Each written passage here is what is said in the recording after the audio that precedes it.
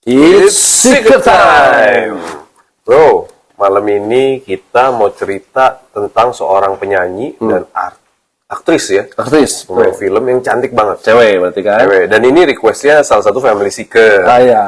Nah, namanya adalah Kelly Chen. Kelly Chen. Nah, Kelly Chen ini terkenal banget di Hong Kong di era tahun 90-an sampai awal 2000-an. Oke. Itu masa-masa jayanya dia. Masih zaman kita juga ya. Yoi. Dan kalau untuk urusan muka tuh nggak usah ditanya. Cantik banget. Cantik banget. Bodinya juga, langsing. Langsing ya. Tinggi dia tuh 173 cm. Semampai ya. Meter ya. Jadi untuk di masa situ tuh, untuk itu tuh di atas rata-rata. Dan hebatnya, dia setelah melahirkan 2 anak pun juga bodinya masih langsing. Dan ini idaman para ibu-ibu nih. Nah, Kelly Chen itu lahir di Hong Kong pada tanggal 13 September 1973. Jadi kalau kita hitung-hitung sekarang tuh usianya udah 49 tahun. Nah, berarti walaupun usia 49 tahun juga dia masih caem. Lu lihat di mana? Cantik. IG, bro. Oh, IG. IG dia masih IG-nya ya. Iya, masih aktif dia IG-nya. Memang dia cukup produktif nih di karir selama berkarir ya. Dia itu sudah mengeluarkan 38 album. Ya. Dengan total penjualannya tuh hampir 20 juta kopi, bro. Dan dia juga banyak mendapatkan penghargaan-penghargaan tuh di dalam waktu masa karirnya ya. Nah, baik di dunia hiburan ini, baik dari bernyanyi maupun main film, dia memang cukup dikenal ya. Nah, judul-judul lagunya apa tuh, bro? Chisholm, lalu ada Paisley Galaxy, ada Big Day, dan banyak lagi deh. Albumnya aja ada 20 juta kopi sampai tuh dia tuh disebut sebagai Ratu Dance. Ratu Dance. Ya, oh, jadi musiknya dia tuh banyaknya di lagu-lagu dance ya. Ya, betul. Jadi sebenarnya Kelly ini tuh sangat tertutup perihal keluarganya dia. Gitu. Jadi ya dia nggak mau lah kalau digembar-gemborkan. Iya, nggak mau ke-expose ya. Ke-expose. Tapi memang kita dapat sedikit info tentang keluarganya. Jadi latar belakang keluarganya atau bokapnya Kelly ini tuh seorang pengusaha perhiasan yang terbesar di Hong Kong. Berarti luar biasa tajir dan kaya banget. Nah, terus dan yang mengejutkan lagi ternyata pamannya itu merupakan anggota triad yang paling berpengaruh di Hong Kong. Siapa yang berani macam-macam sama dia ya? Triad. Nah, triad itu apa? Ini sedikit info nih ya. Jadi triad itu didirikan di tahun 1760-an. Jadi tujuannya itu untuk menumbangkan kekaisaran Manchuria waktu itu ya. Di era dinasti Qing. Nah, pada tahun 1911 dinasti Qing akhirnya berhasil diruntuhin nih sama organisasi triad ini. Namun seiring berjalannya waktu, karena organisasi ini lama-lama tidak terarah dan makin berkembang sih. Makin gede ya. Makin gede. Malah jadi organisasi kriminal. Ke arah kriminal jadinya. Jadi kalau misalkan di Italia itu ada mafioso gitu. Iya, betul. Kan di Jepang ada yakuza. Di Indonesia juga ada Mafidin. Mafia Indonesia namanya. terus akhirnya di Hong Kong juga ada triad namanya. Nah, bahkan nih sampai pada abad ke-19 mereka itu terlibat dalam perdagangan narkoba ilegal di seluruh dunia. Nah, lumayan serem nih emang. Berarti latar belakangnya Kelly ini luar biasa ya. Tajir. Pokoknya tajir, pamannya kriminal. Triad gitu kan. Siapa yang menyenggol dia gitu kan. Nah, sekarang kita akan bahas masa kecilnya Kelly dulu ya. Sebelum dia sampai ke berkarir tuh gitu kan. Jadi waktu kecil dia memang sekolah dasarnya tuh di Hong Kong. Nah, waktu SMP, jadi bokapnya pengen si Kelly ini tuh bisa bahasa Jepang. Tapi ini keinginan si bokapnya. Ya. Makanya waktu SMP tuh dia dikirim ke negara Sakura Jepang.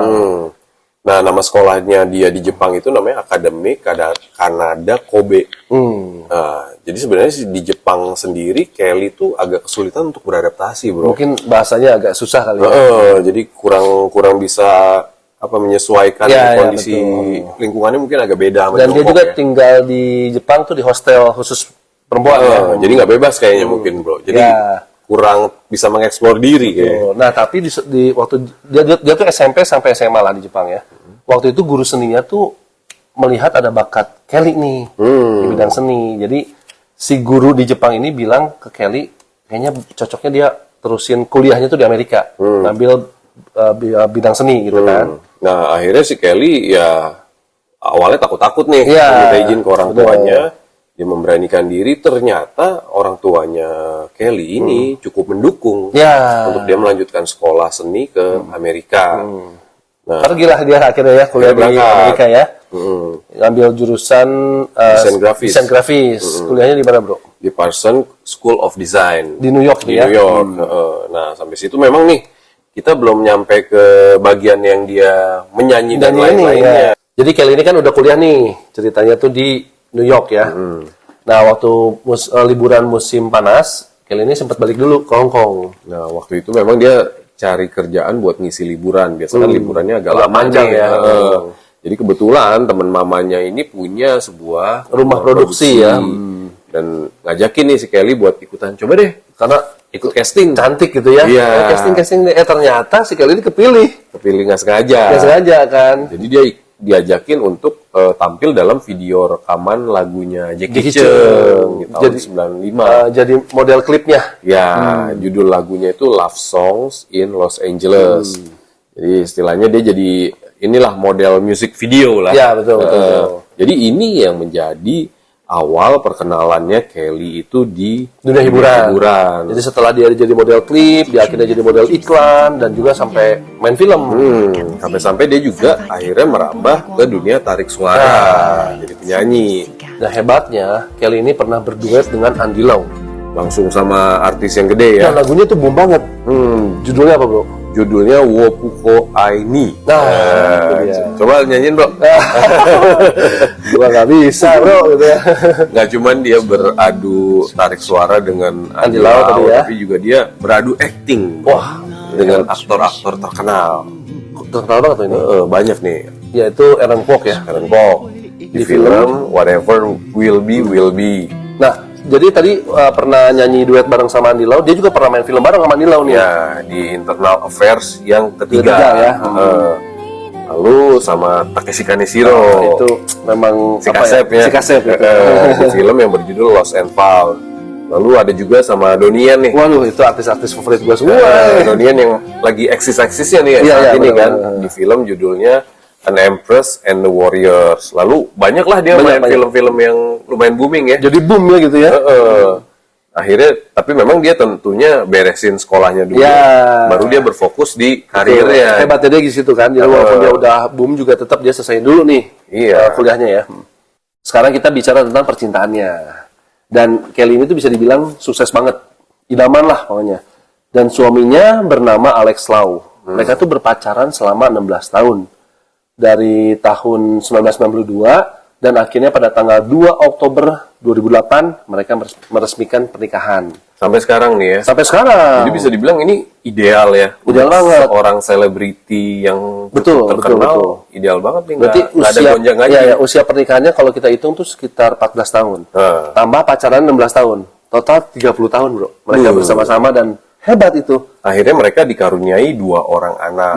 Yang pertama namanya Chase Lau Sing dan yang kedua Riley Lau Sam. 2 anaknya ini laki-laki.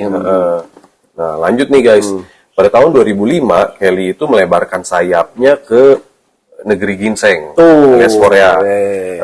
Dia tuh menyanyikan lagu yang berjudul Hope atau Onara, tapi versi Cinanya. Lagu Onara itu sebenarnya theme song dari serial Korea yang waktu itu terkenal banget. Jewel in the Palace. Di sini juga cukup booming. Family Singer pasti pada tahu nih film ini. Apa tadi tuh yang cerita apa tentang tabib wanita pertama itu ya? Ya, si Janggem. Serial ini memang dibintangi oleh aktris cantik yang nama aslinya itu Lee Yong Ae. Ya, itu kalau di film namanya Janggem itu, Seo Janggem. Nilai positifnya dari seorang Kelly Chen ini, jadi memang hidupnya ini jauh dari gosip-gosip dan berita miring. Ya jelas lah, Bro. Siapa yang berani entertainment? Mau ditebas sama pamannya. Dibungkus, masukin karung ya. Karung dibuang ke laut.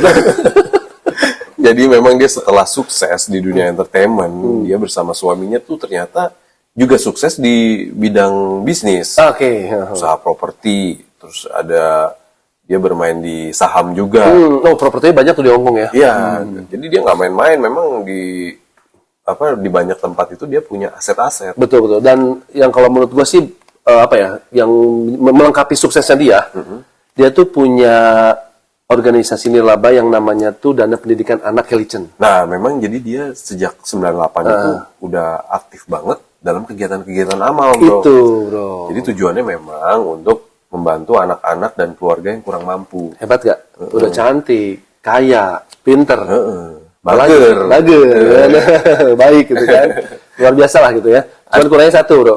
Apa itu, bro? Belum diundang aja sih sama sini. Kalau dia ada di sini, wah sempurna baru dia.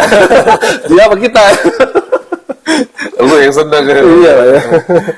Oke, memang sekian dulu cerita Kelly Chen yang sudah kita bawakan. Kalau memang suka dengan cerita kita kali ini, tolong dikasih like-nya, Family Seeker. Jangan lupa kasih komentar-komentar ya, yang interaktif biar bisa kita ngobrol-ngobrol dikit di komen.